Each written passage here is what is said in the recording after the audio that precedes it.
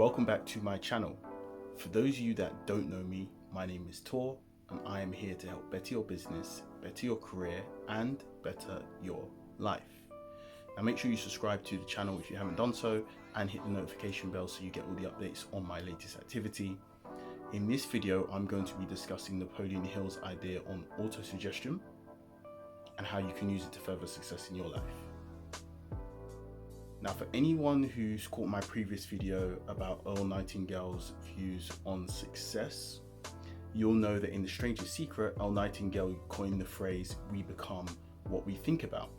Now, this is a very nice flow into this video because autosuggestion entirely focuses on how you can consciously use your thoughts to create your own beliefs that then reflect outwards into your reality. The Cambridge English Dictionary describes autosuggestion as the influencing of your physical or mental state by thoughts and ideas that come from yourself rather than other people. Now, the idea here is that you don't take suggestions from outside from other people, you take suggestions from yourself. In Think and Grow Rich, Napoleon Hill literally describes autosuggestion as self-suggestion. You are suggesting to yourself that which you want to create into your own life. He goes on to explain that autosuggestion is the agency of control through which an individual may voluntarily feed his subconscious mind on thoughts of a creative nature or, by neglect, permit thoughts of a destructive nature to find their way into this rich garden of the mind. Now, I'm going to leave a link in the description box to Think and Grow Rich. As I said before, that's my favorite book and I strongly recommend everybody checks it out. What he's saying here with this particular phrase is we have two options.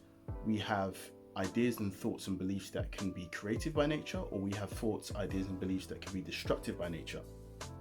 It's up to us to take control of our own mind and breed more and more of the kind of thoughts that we want that are going to be creative in nature.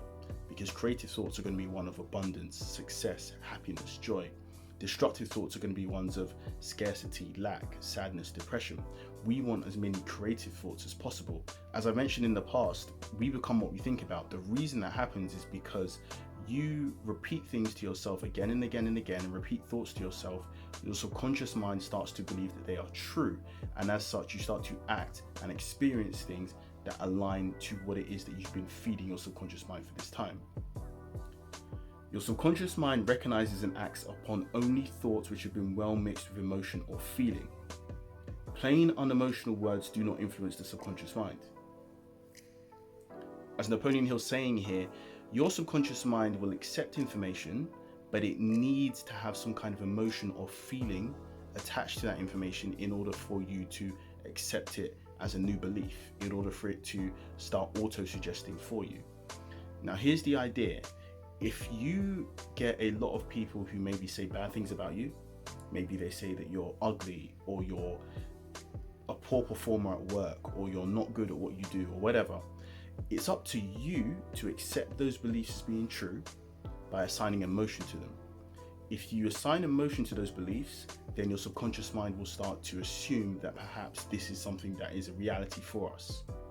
However, if you assign no emotion to those things, plain unemotional words will not affect the subconscious mind. So you will have no worry about that actually starting to play itself out again and again in your mind. They're just words. Sticks and stones may break your bones, but words will never hurt you if you don't let them.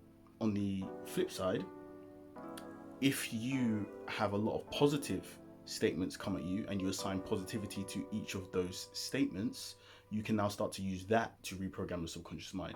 And that's why autosuggestion is so helpful, because maybe other people around you aren't giving you the positive statements that you need.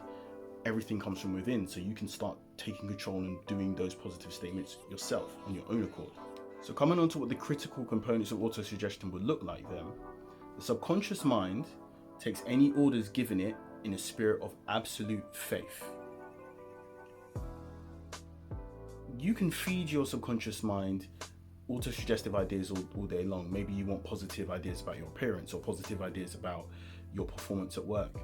Until you have absolute faith in those ideas, the subconscious mind will not accept them to be true, and as such will not start exhibiting the behaviors and change your physical mental state in the way that you want it to. Faith is built through definiteness of what you desire, knowing for fact exactly what it is that you want, having an emotional state. So let's say that you want to have more money in your life. What would it feel like for you to have that sum of money? How would your emotions be when you're there? And finally, repetition. Like anything in life, these things get better with practice. And with the subconscious mind, this is exactly how it works. The more you repeat to yourself the same positive ideas and positive auto-suggestions, the more your subconscious mind accepts them to be true, and the more you start to exhibit the behaviors that are required for you to be the kind of person that you need to be when you have your desire achieved. Now, when you combine those three things together, you will build up faith, because again, your subconscious mind just accepts whatever information is fed to it in the correct way. And when you start feeding it this information, it's going to start exhibiting the behaviors that you need. The experiences that you need are going to come. The results are going to come. And as such, you're going to start being more faithful in the idea that the subconscious mind is programming and leading your life. And it's a cycle. The faith will continue to grow from there. Now, an example of how you can use the subconscious mind in this kind of way,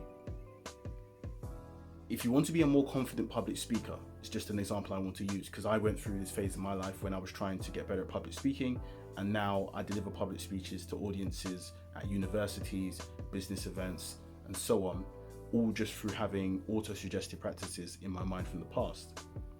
Now, if anyone's ever done positive affirmations before, the idea works in a very similar way. You create an affirmative statement like, I am a confident public speaker who engages my audience effectively with a strong and powerful message. I am a confident public speaker who engages my audience effectively with a strong and powerful message. That is who you want to become. That is your definite desire, and the emotion is attached to it.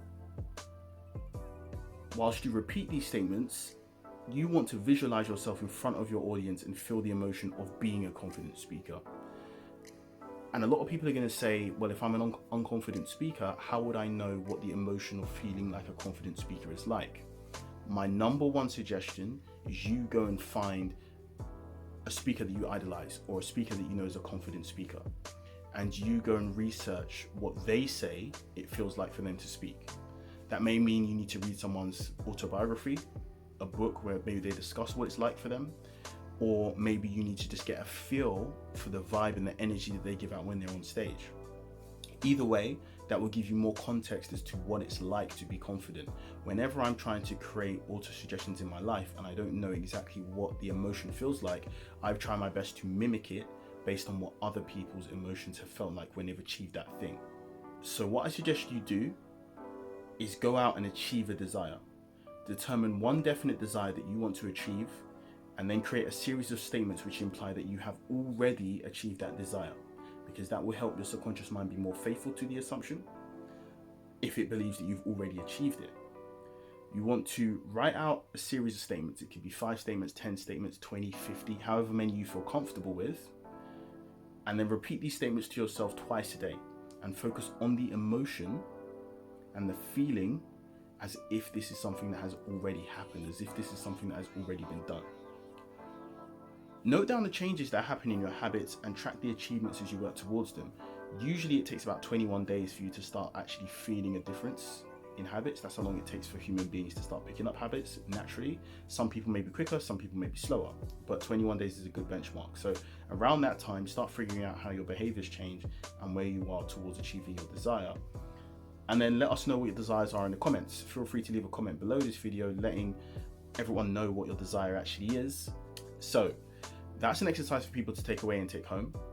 I hope that this video has been helpful in explaining the auto-suggestion practice that Napoleon Hill talks about in Think and Grow Rich. Make sure you leave a thumbs up on this video if you haven't done so already. I will catch you on the next video.